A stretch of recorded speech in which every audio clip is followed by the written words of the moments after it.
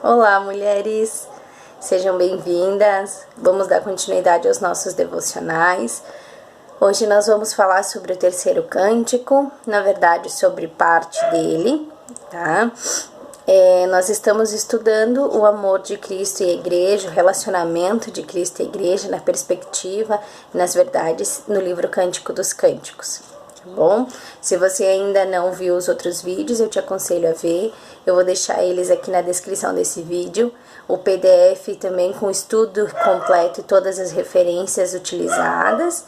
E também um mapa mental, tá bom? Vamos lá então. Cânticos 3, a partir do verso 6 até o verso 11. O que é aquilo que vem subindo do deserto? Como colunas de fumaça, perfumado de mirra, de incenso e de todos os tipos de pós aromáticos do mercador, é a liteira de Salomão. Vem escoltada por 60 valentes, dos melhores valentes de Israel. Todos sabem manejar a espada, são treinados para a guerra, cada um leva a espada na cintura por causa dos temores noturnos. O rei Salomão mandou fazer um palanquim de madeira do Líbano. As colunas eram de prata, o encosto de ouro, o assento de púrpura, e o interior foi enfeitado com carinho pelas mulheres de Jerusalém.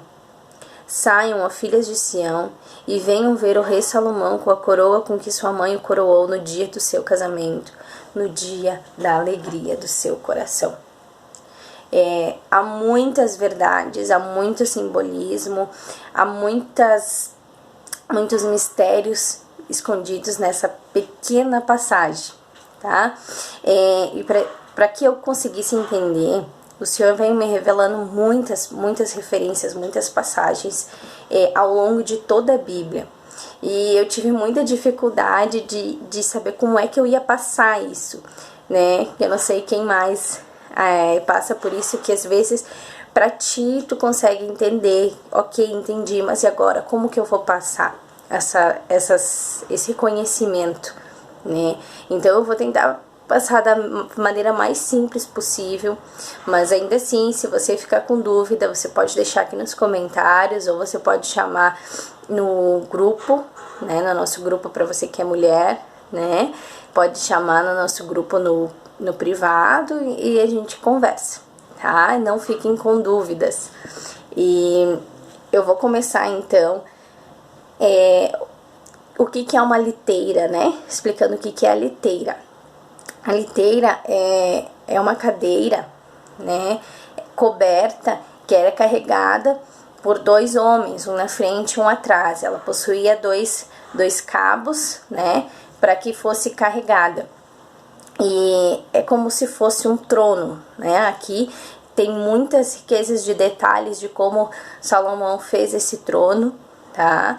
Que encaixam perfeitamente em outra passagem das escrituras, mas era isso, a liteira era isso, era como se fosse o trono, né, onde o rei se assentava e passeava no meio dos seus súditos, tá? Isso é uma liteira.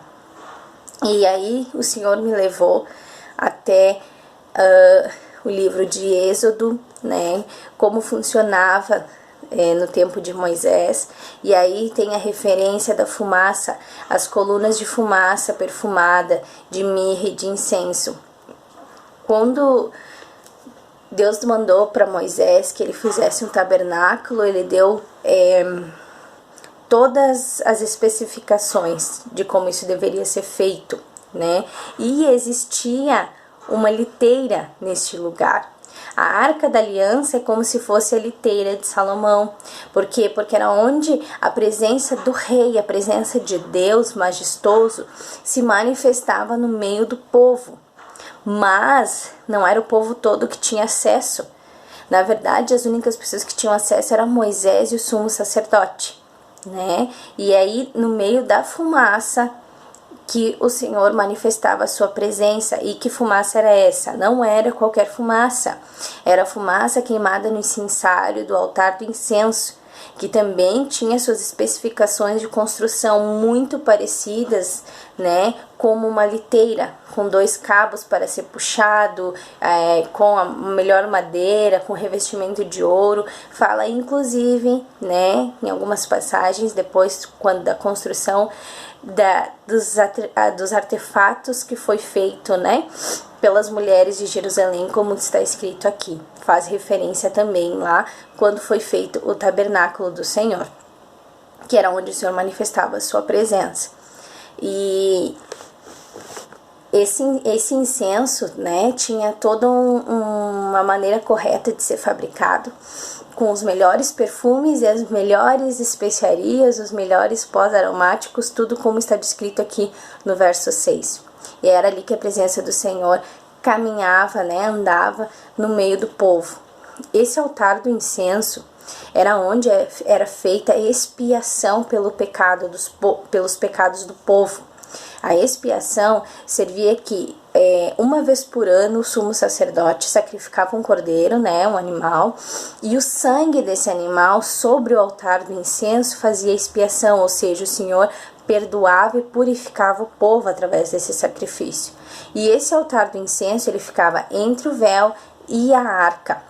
Havia um véu que separava este lugar onde a presença do Senhor estava no meio do povo de todo o restante do povo. Não tinham livre acesso. Era somente o sacerdote e Moisés que tinham acesso a esse lugar. E depois de Moisés, né, somente o sumo sacerdote tinha acesso à presença de Deus. E aqui, como que a gente pode ver Cristo nessa passagem? A liteira de Salomão é como a arca da aliança e o altar do incenso num só. E quem está sentado agora nesse altar é Jesus. E isso é recompensa pelo seu sacrifício. Por quê? Porque ele é o sacrifício eterno. Porque ele se fez expiação pelos nossos pecados. Aí aqui, quando fala que ele está coroado, elas veem, né, o povo vê, porque aqui é o coro, aqui não é nem a noiva nem o noivo falando, né, é o coro, ou seja, que diz que todo olho verá, né, então são outras pessoas falando nessa passagem aqui, e dizem, né, que ele está coroado, venham ver ele com a coroa nesse trono majestoso, com seus valentes. Em Mateus 25:31 diz quando Cristo vier assentado no seu trono, rodeado pelos seus anjos. É assim que ele virá, como Salomão subindo do deserto, assim Cristo virá. E essa coroa aqui fala da sua mãe, né? A coroa que a sua mãe o coroou no dia do seu casamento. Aqui a mãe é a humanidade. Calma, eu vou explicar.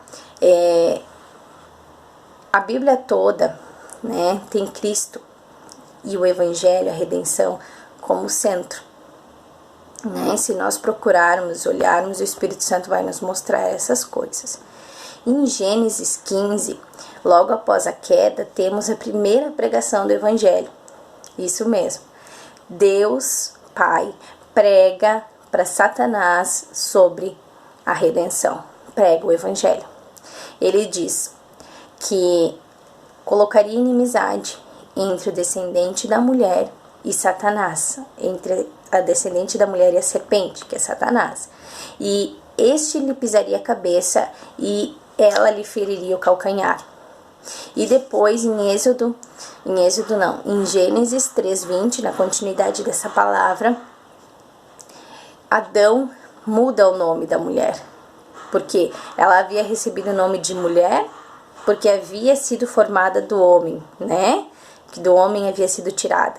Depois da queda, Adão diz que ela se chamaria Eva, porque ela seria a mãe de todos os seres humanos. Então essa coroa foi atribuída a Cristo por causa da queda, né? E aí o descendente da mulher teria que derrotar Satanás. Por isso Cristo vem como homem. Ele vem como homem nascido de mulher. E ele é o descendente da mulher que pisa a cabeça de Satanás. Mas para que isso acontecesse, o seu corpo também seria ferido. Ele pisaria a sua cabeça e ela lhe feriria o calcanhar. Então, para derrotar Satanás, Jesus precisaria morrer na cruz, fazer o sacrifício, se fazer expiação. Então, essa coroa foi colocada na cabeça de Jesus primeiramente pela humanidade. E em Mateus 27, do 27 ao 29, está escrito que quando zombaram dele antes da sua morte, antes da sua crucificação, eles colocaram na sua cabeça uma coroa de espinhos e na sua mão um caniço como se fosse um cetro e zombavam dele. E aí então ele deu a sua vida, ele fez um sacrifício e por mais difícil que tenha sido, ele só pensava na recompensa de todo o sacrifício, na alegria futura e que ele estava casando, que ele estava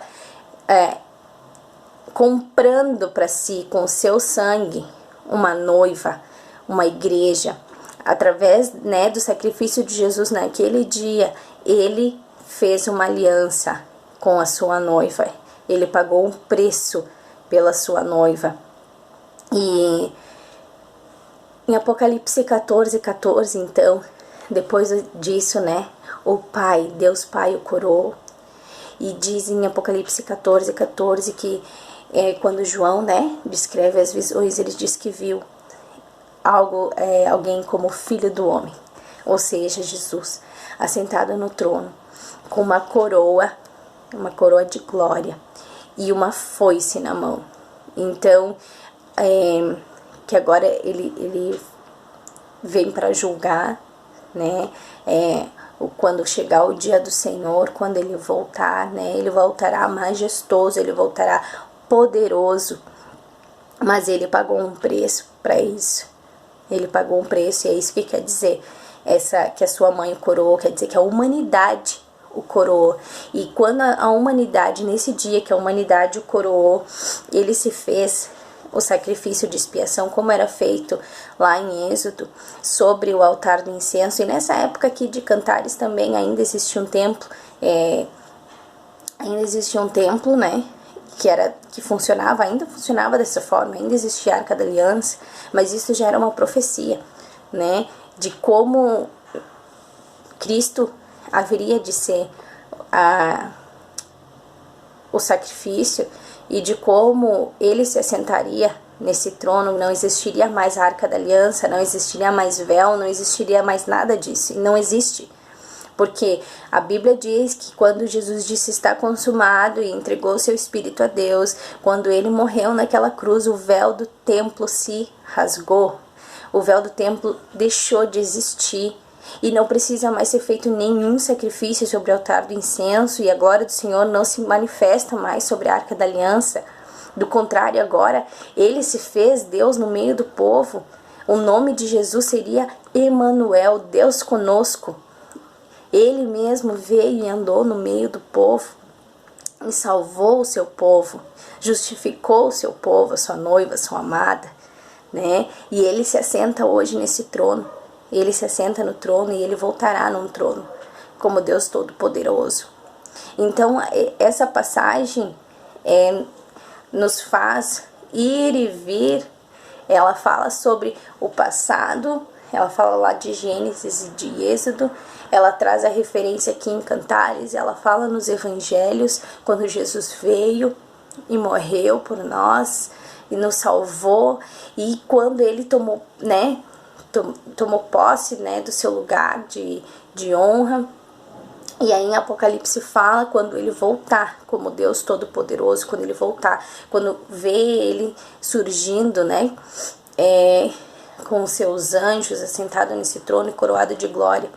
E qual é a questão da fumaça e do incenso, no tempo da antiga aliança, esse incenso era aceso pela manhã e ao entardecer, todos os dias no santo lugar. E em Apocalipse 8, fala que no dia do juízo, antes que a última trombeta toque, será derramado, né, sobre a terra, de dentro do incensário de ouro, incenso, juntamente com a oração de todos os santos. Em Apocalipse 5 também fala que é lançado, né, sobre o altar nos céus as taças com o incenso e a oração. O incenso são as orações da igreja, é a intercessão da igreja. Em Apocalipse 22, 17, está escrito que o Espírito e a noiva dizem: vem. Então, Cristo já fez tudo o que tinha que fazer, né? E nós, como noiva, devemos orar, interceder, clamar, né, pela volta de Jesus e para que tudo se cumpra, né? Para nós estarmos prontas, para nós estarmos no centro da sua vontade, para que tudo que precisa acontecer, aconteça, para que aconteça essa volta gloriosa, onde Ele voltará em meio à fumaça da oração, da intercessão dos santos, da oração, da intercessão da sua igreja. E esse é o tempo de nós clamarmos, esse é o tempo de nós intercedermos, porque chegará um tempo que esse incensário de ouro será lançado sobre a terra, quer dizer que não serão mais armazenadas orações lá. Nós iremos estar com Ele, mas vai chegar um tempo que não poderá mais, que as orações não ficarão mais armazenadas. Esse é o tempo de fazermos isso, né? Em Isaías 55 está escrito: buscai o Senhor enquanto se pode achar, invocai enquanto Ele está perto. Esse é o tempo. E essa passagem, então, traz isso para nós. Traz a redenção, o evangelho completo. Que o evangelho completo não é só a cruz. O evangelho completo é a cruz e é o dia da volta de Jesus. É a salvação e é depois quando o Senhor vem julgar e buscar a sua igreja.